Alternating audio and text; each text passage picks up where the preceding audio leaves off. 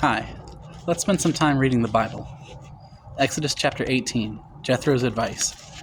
Jethro, the priest of Midian, Moses' father-in-law, heard of all that God had done for Moses and for Israel his people, how the Lord had brought Israel out of Egypt.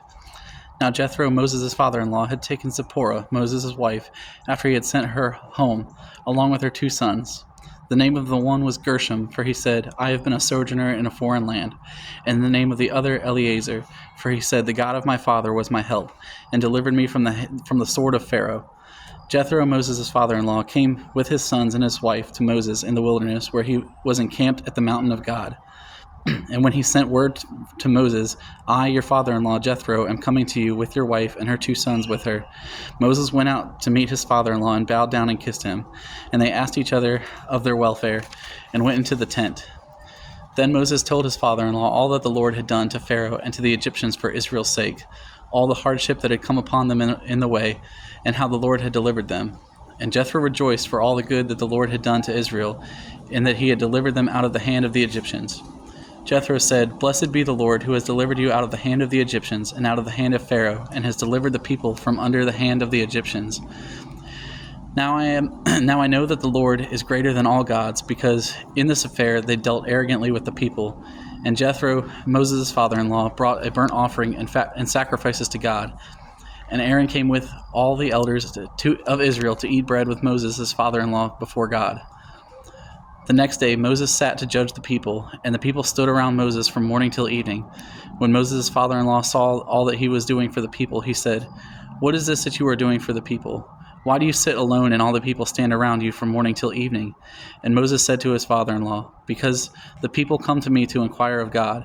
When they have a dispute, they come to me, and I decide between one person and another, and I make them know the statutes of God and his laws. Moses' father-in-law said to him, What you are doing is not good. You and the people with you will certainly wear yourselves out, for the thing is too heavy for you. You are not able to do it alone. Now obey my voice, I will give you advice, and God be with you. You shall represent the people before God and bring their cases to God, and you shall warn them about the statutes and the laws, and make them know the way in which they must walk and what they must do. Moreover, look for able men from all the people, men who fear God, who are trustworthy and hate a bribe, and place such men over the people as chiefs of thousands, of hundreds, of fifties, and of tens. And let them judge the people at all times. Every great matter they shall bring to you, but any small matter they shall decide themselves. So it will be easier for you, and they will bear the burden with you. If you do this, God will direct you, and you will be able to endure, and all this people also will go to their place in peace. So Moses listened to the voice of his father-in-law and did all that he had said. Moses chose able men out of Israel and made them heads over the people, chiefs of thousands, of hundreds, of fifties, and of tens. And they judged the people at all times. Any hard case they brought to Moses, but any small matter they decided themselves. Then Moses let his father-in-law depart, and he went away to his own country. Chapter 19. Israel at Mount Sinai. On the 3rd new moon after the people of Israel had gone out of the land of Egypt, on that day they came into the wilderness of Sinai. They set out from Rephidim and came into the wilderness of Sinai, and they encamped in the wilderness. There Israel encamped before the mountain, while Moses went up to God. The Lord called to him out of the mountain, saying, Thus you shall say to the house of Jacob, and tell the people of Israel, You yourselves have seen what I did to the Egyptians, and how I bore you on eagle's wings, and brought you out myself. Now therefore, if you will indeed obey my voice and keep my covenant, you shall be my treasured possession among all peoples, for all the earth is mine. And you shall be to me a kingdom of priests and a holy nation. These are the words that you shall speak to the people of Israel. So Moses came and called the elders of the people, and set before them all these words that the Lord had commanded him. All the people answered together and said, All that the Lord has spoken we will do. And Moses reported the words of the people to the Lord. And the Lord said to Moses, Behold, I am coming to you in a thick cloud, that the people may hear when I speak with you, and you may also believe you forever. When Moses told the words to the people to the Lord said to Moses, Go to the people and consecrate them today and tomorrow, and let them wash their garments, and be ready for the third day. For on the third day the Lord will come down on Mount Sinai in the sight of all the people. And you shall set limits for the people all around, saying, Take care not to go up into the mountain or to touch the edge of it. Whoever touches the mountain shall be put to death. No hand shall touch him, but he shall be stoned or shot, whether beast or man, he shall not live. When the trumpet sounds a long blast, they shall come up to the mountain. So Moses went down from the mountain to the people and consecrated the people, and they washed their garments. And he said to the people, Be ready for the third day. Do not go near a woman. On the morning of the third day there were thunders and lightnings, and a thick cloud on the mountain, and a very loud trumpet blast, so that all the people in the camp trembled. Then Moses brought the people out of the camp to meet God, and they took their stand at the foot of the mountain. Now Mount Sinai was wrapped in smoke, because the Lord had descended on it in fire. The smoke of it went up like the smoke of a kiln, and the whole mountain trembled greatly. And as the sound of the trumpet grew louder and louder, Moses spoke, and God answered him in thunder. The Lord came down on Mount Sinai to the top of the mountain, and the Lord called Moses to the top of the mountain, and Moses went up.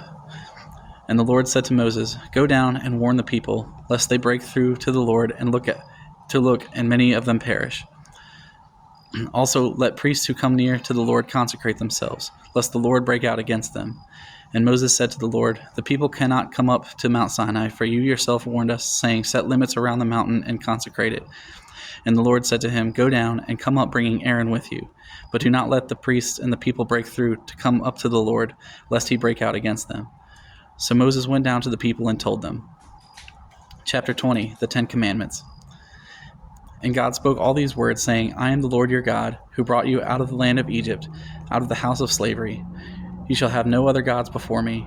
You shall not make for yourselves a carved image, or any likeness of anything that is in heaven above, or that is in the earth beneath, or that is in the water under the earth.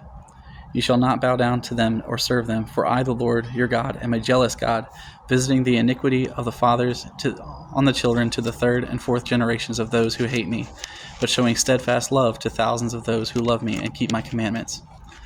You shall not take the name of the Lord your God in vain, for the Lord will not hold him guiltless who takes his name in vain. Remember the Sabbath day to keep it holy. 6 days you shall labor and do all your work, but the seventh day is a Sabbath to the Lord your God. On it you shall not do any work, you or your son or your daughter, your male servant or your female servant, or your livestock, or the sojourner who is within your gates. For in 6 days the Lord made the heaven and the earth, and the sea, and all that is in them, and rested on the seventh day. Therefore the Lord blessed the Sabbath day and made it holy. Honor your father and mother, that your days may be long in the land that the Lord your God is giving you. You shall not murder. You shall not commit adultery. You shall not steal. You shall not bear false witness against your neighbor. You shall not covet your neighbor's house. You shall not covet your neighbor's wife, or his male servant, or his female servant, or his ox, or his donkey, or anything that is your neighbor's. Now when all the people saw the thunder and the flashes of lightning and the sound of the trumpet and the mountain smoking, the people were afraid and trembled, and they stood far off, and said to Moses, You speak to us, and we will listen, but do not let God speak to us, lest we die. Moses said to the people, Do not fear, for God has come to test you, that the fear of him may be before you, that you may not sin. The people stood far off, while Moses drew near to the thick darkness where God was. And the Lord said to Moses, Thus you shall say to the people of Israel, You have seen for yourselves that I have talked with you from heaven. You shall not make gods of silver to be with me, nor shall you make for yourselves gods of gold. An altar of earth you shall make for me, and sacrifice on it your burnt offerings and your peace offerings, your sheep and your oxen. In every place where I cause my name to be remembered, I will come to you and bless you. If you make me an altar of stone, you shall not build it of hewn stones, for if you wield your tool on it, you profane it. And you shall not go up by steps to my altar, that your nakedness be not exposed on it. Chapter 21, Laws about Slaves. Now these are the rules that you shall set before them. When you buy a Hebrew slave, he shall serve 6 years. In the seventh he shall go out free for nothing. If he comes in single, he shall go out single. If he comes in married, then his wife shall go out with him. If his master gives him a wife, and she bears him sons or daughters, the wife and her children shall be her master's, and he shall go out alone. But if the slave plainly says, I love my master, my wife, and my children, I will not go out for free, then his master shall bring him to God, and he shall bring him to the door or the doorpost, and his master shall bore his ear through with an awl, and he shall be his slave forever. When a man sells his daughter as a slave, she shall not go out as the male slaves do. If she does not please her master, who has designated her for himself, then he shall let her be redeemed. He shall have no right to sell her to a foreign people, since he has broken faith with her. If he designates her for his son, he shall deal with her as with a daughter.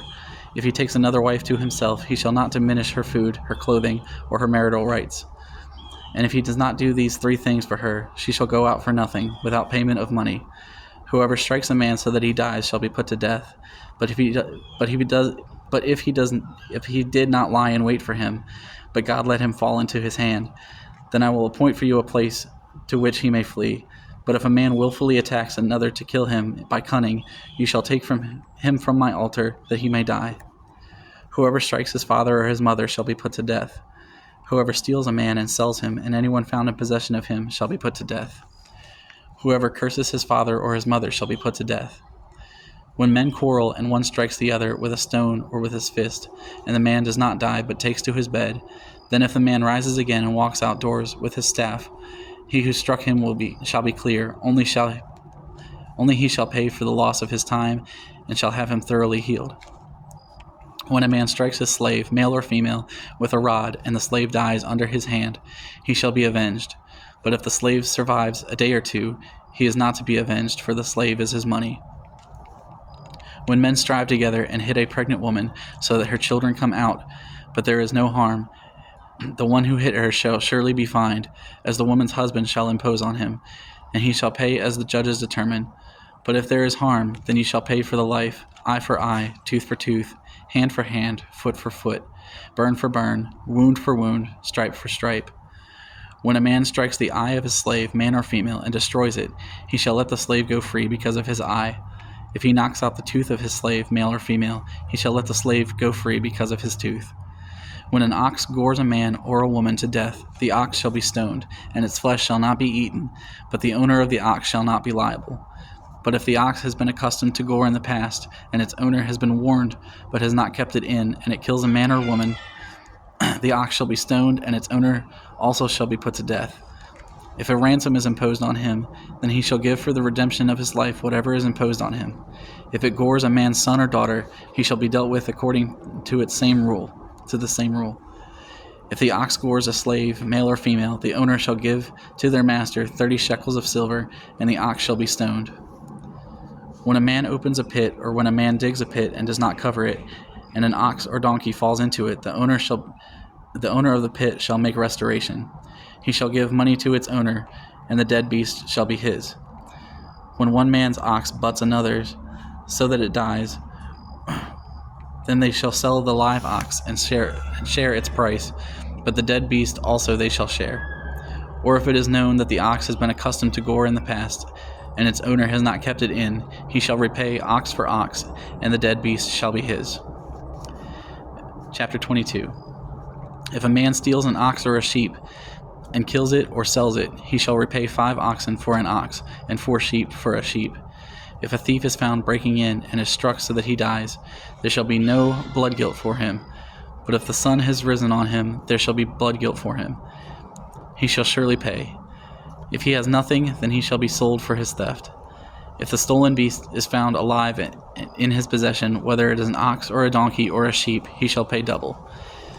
If a man causes a field or vineyard to be grazed over, or lets his beast loose, and it feeds in another man's field, he shall make restitution from the best in his own field and in his own vineyard. If fire breaks out and catches in thorns, so that the stacked grain or the standing grain in the field is consumed, he who started the fire shall make full restitution. If a man gives to his neighbor money or goods to keep safe, and it is stolen from the man's house, then if the thief is found, he shall pay double. If the thief is not found, the owner of the house shall come near to God to show whether or not he has put his hand to his neighbor's property. For every breach of trust, whether it is for an ox, for a donkey, for a sheep, for a cloak, or for any kind of lost thing, of which one says, "This is it," the case of both parties shall come before God. The one whom God condemns shall pay double to his neighbor. If a man gives to his neighbor a donkey or an ox or a sheep or any beast to keep safe, and it dies or it is injured or is driven away without anyone seeing it, an oath by the Lord shall be between them both to see whether or not he has put his hand to his neighbor's property. The owner shall accept the oath, and he shall not make restitution. But if it is stolen from him, he shall make restitution to its owner. If it is torn by beasts, let him bring it as evidence. He shall not make restitution for what has been torn. If a man borrows anything of his neighbor, and it is injured or dies, the owner not being with it, he shall make full restitution. If the owner was with it, he shall not make restitution. If it was hired, it came for its hiring fee. If a man seduces a virgin who is not betrothed and lies with her, he shall give the bride price for her and make her his wife. If her father utterly refuses to give her to him, he shall pay money equal to the bride price for virgins. He shall not permit a sorceress to live. Whoever lies with an animal shall be put to death. Whoever sacrifices to any god other than the Lord alone shall be devoted to destruction. You shall not wrong a sojourner or oppress him, for you were sojourners in the land of Egypt. You shall not mistreat any widow or fatherless child. If you do mistreat them, and they cry out to me, I will surely hear their cry, and my wrath will burn, and I will kill you with the sword, and your wives shall become widows, and your children fatherless. If you lend money to any of my people with you who is poor, you shall not be like a moneylender to him, and you shall not exact interest from him. If ever you take your neighbor's cloak in pledge, you shall return it to him before the sun goes down. For that is the only covering, and it is his cloak for his body. In what else shall he sleep? And if he cries to me, I will hear, for I am compassionate. You shall not revile God, nor curse a ruler of your people. You shall not delay to offer from the fullness of your harvest, and from the outflow of your process. The firstborn of your sons you shall give to me. You shall do the same with your oxen and with your sheep. 7 days it shall be with its mother, and on the 8th day you shall give it to me. You shall be consecrated to me. Therefore you shall not eat any flesh that is torn by beasts in the field. You shall throw it to the dogs. Chapter 23. You shall not spread a false report. You shall not join hands with a wicked man to be malicious witness. You shall not fall in with the many to do evil, nor shall you bear witness in a lawsuit siding with the many so as to pervert justice, nor shall you be partial to a poor man in his lawsuit. If you meet your enemy's ox or his donkey going astray, you shall bring it back to him. If you see the donkey of one who hates you lying down under its burden, you shall refrain from leaving him with it. You shall rescue it with him. You shall not pervert the justice due to your poor in his lawsuit. Keep far from a false charge, and do not kill the innocent and righteous, for I will not acquit the wicked. And you shall take no bribe, for a bribe blinds the clear-sighted and subverts the cause of those who are in the right. You shall not oppress a sojourner. You know the heart of a sojourner, for you were sojourners in the land of Egypt. For 6 years you shall sow your land and gather in its yield. But the 7th year you shall let it rest and lie fallow, that the poor of your people may eat, and what they leave the beasts of the field may eat. You shall do likewise with your vineyard and with your olive orchard. 6 days you shall do your work, but on the 7th day you shall rest, that your ox and your donkey may have rest, and the son of your servant woman and the alien may be refreshed. Pay attention to all that I have said to you, and make no mention of the names of other gods, nor let it be heard on your lips. 3 times in the year you shall keep a feast to me. You shall keep the feast of unleavened bread, as I commanded you. You shall eat unleavened bread for 7 days at the appointed time in the month of Abib, for in it you came out of Egypt. None shall appear before me empty-handed. You shall keep the feast of harvest, of the first fruits of your labor, of what you sow in the field. You shall keep the feast of ingathering at the end of the year, when you gather in from the field the fruit of your labor. 3 times in the year all your males appear before the Lord God. You shall not offer the blood of my sacrifice with anything leavened, or let the fat of my feast remain until the morning. The best of the first fruits of your ground you shall bring into the house of the Lord your God. You shall not boil a young goat in its mother's milk. Behold, I send an angel before you to guard you on the way and bring you to the place that I have prepared. Pay careful attention to him and obey his voice. Do not rebel against him, for he will not pardon your transgression, for my name is in him. But if you carefully obey his voice and do all that I say, then I will be an enemy to your enemies and an adversary to your adversaries. When my angel goes before you and brings you to the Amorites and the Hittites and the Perizzites and the Canaanites, the Hivites, the Jebusites, and I blot them out, you shall not bow down to their gods, nor serve them, nor do as they do, but you shall utterly overthrow them and break their pillars in pieces. You shall serve the Lord your God, and he will bless your bread and your water, and I will take sickness away from among you. None shall miscarry or be barren in your land. I will fulfill the number of your days. I will send my terror before you, and will throw into confusion all the people against whom you shall come, and I will make all your enemies turn their backs to you. And I will send hornets before you, which shall drive out the Hivites, the Canaanites, the Hittites from before you. I will not drive them out from before you in 1 year, lest the land become desolate and the wild beasts multiply against you. Little by little I will drive them out from before you, until you have increased and possessed the land. And I will set your border from the Red Sea to the sea of the Philistines, and from the wilderness to the Euphrates. For I will give the inhabitants of the land into your hand, and you shall drive them out before you. You shall make no covenant with them and their gods. They shall not dwell in your land, lest they make you sin against me. For if you serve their gods, it will surely be a snare to you. We will continue with more chapters at another time. Thank you for reading the Bible along with me.